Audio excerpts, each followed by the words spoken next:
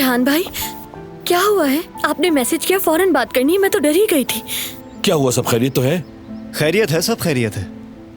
बतौर निकाह का गवाह मैंने मुदाखलत का फैसला किया है, इसीलिए बुलाया आप दोनों को। या तो आप दोनों सुलह कर लें या जिहान,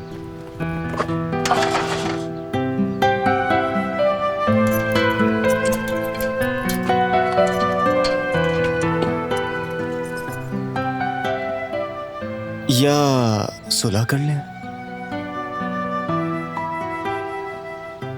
अब ये दरवाजा 2 घंटे के बाद ही खुलेगा। जब तक सुलह नहीं होती अंदर नहीं आ सकते, ठीक है? समझ आ गया ना? Good luck. 2 घंटे के बाद मिलते हैं। अरे मुझे बहुत सारे काम है, रुके। मैं सब संभाल लूंगा गुल, तुम फिक्र ना करो।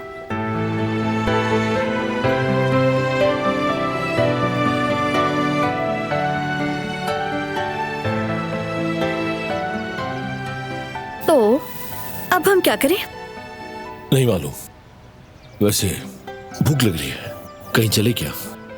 कुछ अच्छा सा खाते हैं। इस हालत में? तुम तो मुझे हर हाल में प्यारी लगती हो।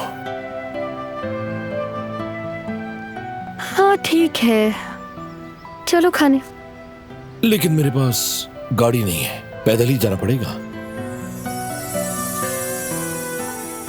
चलो फिर चलते हैं। चलो आ जाओ।